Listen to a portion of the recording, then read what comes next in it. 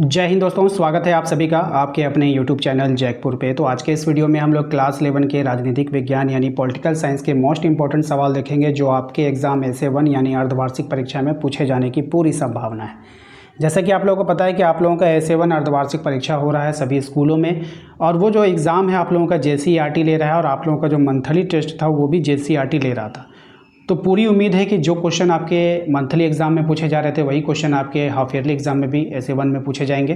तो आप लोग जो है पूरी तैयारी करके जाइएगा, ठीक है। वीडियो काफ़ी इंपॉर्टेंट है, शुरू से लेकर अंत तक बने रहिए। साथ ही साथ यदि आपने अभी तक हमारे चैनल को सब्सक्राइब नहीं किया तो कर लीजिएगा, घंटी वाले आइकन को जरूर प्रेस करके रखिएगा ताकि आने वाली हर एक वीडियो का नोटिफिकेशन आपके मोबाइल पे जाए। और साथ ही साथ आप हमारे दिए गए नंबर पे एक छोटा सा मैसेज कीजिए व्हाट्सएप पर, आपको एक लिंक मिलेगा, उसको ज्वाइन कर लीजिएगा आपके अपने व्हाट्सएप ग्रुप में, ठीक है। तो आइए देखते हैं पहला सवाल। सबसे पहले सवाल देखिए, पूछा गया था कि भारत का संविधान जो है वो कब लागू हुआ था। तो हमारे भारत का यानी हमारे देश का जो संविधान लागू हुआ है वो 26 जनवरी 1950 को लागू हुआ था, सबको पता है। बहुत ही आसान क्वेश्चन पूछा गया था। भारतीय संविधान के किस में मौलिक अधिकार दिए गए हैं, तो भारतीय संविधान के किस भाग में मौलिक अधिकार दिए गए हैं आपको बताना है। तो भाग 3 में, किस में दिया गया है, भाग 3 में दिया गया है। क्वेश्चन नंबर 3 में कहा गया है कि किस संविधान संशोधन के तहत संपत्ति के अधिकार को हटाया गया था। कौन से संविधान संशोधन के तहत संपत्ति के अधिकार को हटाया गया था। 44वें संविधान संशोधन के तहत संपत्ति के अधिकार को हटा दिया गया था, ठीक है। नेक्स्ट सवाल है, अगला सवाल है कि चुनाव आयोग की स्थापना कब हुई थी। चुनाव आयोग की जो स्थापना हुई है वो हुई है 1940 में, ठीक है। मौलिक कर्तव्यों की मांग जो है आपको बताना है कितनी, मौलिक कर्तव्यों की जो संख्या है वो कितनी है आपको बतानी है। तो मौलिक कर्तव्यों की संख्या 11 है, ठीक है। संविधान के अस्थायी अध्यक्ष कौन थे। तो संविधान का जो अस्थायी अध्यक्ष था वो थे डॉक्टर राजेंद्र प्रसाद, ठीक है। तो इसको तो आप लोगों को ध्यान में रखना है। इसके बाद जो क्वेश्चन आंसर आया था सब्जेक्टिव का, वो आप लोगों के एग्जाम में वो था आपका, ध्यान दीजिएगा। वो क्वेश्चन था आपका, संविधान में मौलिक अधिकार कितने हैं लिखना है आपको। भारत के संविधान निर्माण में कितने वर्ष लगे हैं वो लिखना है आपको। चुनाव आयोग क्या है इसके बारे में लिखना है आपको। बंदी प्रत्यक्षीकरण से आप क्या समझते हैं इसके बारे में लिखना है। हमें संविधान की आवश्यकता क्यों है, और भारत में चुनाव लड़ने की क्या योग्यताएं हैं आपको बतानी है। तो चलिए एक एक करके हम लोग सारे सब्जेक्टिव का आंसर देखेंगे। और याद रखिएगा ये सारे सब्जेक्टिव सिर्फ आपके अर्धवार्षिक परीक्षा के लिए इम्पॉर्टेंट नहीं होगा, ये आपके फाइनल एग्जाम के लिए भी इम्पॉर्टेंट होगा। देखिए यहाँ पे कहा गया है कि संविधान में मौलिक अधिकार कितने हैं आपको बतानी है। तो देखिए भारतीय संविधान में वर्तमान में 6 मौलिक अधिकार हैं। ये अधिकार नागरिकों की स्वतंत्रता, समानता और गरिमा की रक्षा करते हैं। ये है आपका समानता का अधिकार, स्वतंत्रता का अधिकार, शोषण के विरुद्ध अधिकार, धार्मिक स्वतंत्रता का अधिकार, सांस्कृतिक एवं शैक्षणिक यानी कि अधिकार, शैक्षिक अधिकार तथा संवैधानिक उपचारों का अधिकार। तो ये सारे अधिकार आपको संविधान में मिले हैं।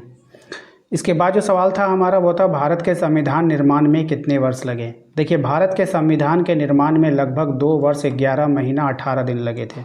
संविधान सभा ने 9 दिसंबर 1946 को अपना कार्य शुरू किया और 26 नवंबर 1949 को संविधान को अपनाया। ये 26 जनवरी 1950 को लागू हुआ, ठीक है। इसके बाद जो सवाल आपसे पूछा गया था वो था आपका कि चुनाव आयोग क्या है। तो देखिए चुनाव आयोग भारत में स्वतंत्र एवं निष्पक्ष चुनाव कराने वाली एक संवैधानिक संस्था है। यह लोकसभा, राज्यसभा, राज्य विधानसभाओं तथा राष्ट्रपति और उपराष्ट्रपति के चुनाव का संचालन करती है। यह मतदाता सूची तैयार करने और चुनाव प्रक्रिया की निगरानी करने का कार्य भी करती है, ठीक है। आइए अगले सवाल को देखते हैं। हमारा अगला सवाल था कि बंदी प्रत्यक्षीकरण से आप क्या समझते हैं, आपको ये बताना है। देखिए बंदी प्रत्यक्षीकरण एक रिट है। इसका अर्थ है कि किसी व्यक्ति को यदि गैर कानूनी रूप से बंदी बनाया गया है तो न्यायालय उसे अपने सामने प्रस्तुत करने का आदेश दे सकता है।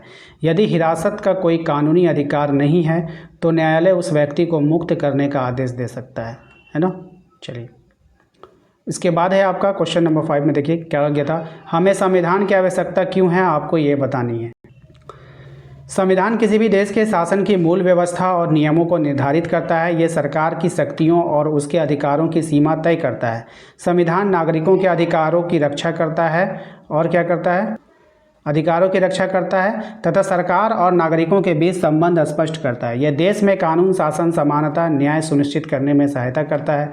संविधान शासन व्यवस्था को स्थिरता और दिशा प्रदान करता है। इसलिए लोकतांत्रिक देश में सुचारू संचालन के लिए संविधान आवश्यक होता है, ठीक है। इसके बाद जो सवाल पूछा गया था कि भारत में चुनाव लड़ने की क्या योग्यताएं हैं, आपको उसके बारे में पूरी जानकारी देनी है। देखिए, भारत में अगर आप चुनाव लड़ना चाहते हैं तो भारत में चुनाव लड़ने के लिए उम्मीदवार का भारतीय नागरिक होना आवश्यक है। लोकसभा या विधानसभा चुनाव लड़ने के लिए उसकी आयु कम से कम 25 वर्ष होनी चाहिए। राज्यसभा के लिए न्यूनतम आयु 30 वर्ष। उम्मीदवार का नाम संबंधित मतदाता सूची में होना चाहिए। वह कानून के अनुसार किसी अयोग्यता से ग्रस्त नहीं होना चाहिए।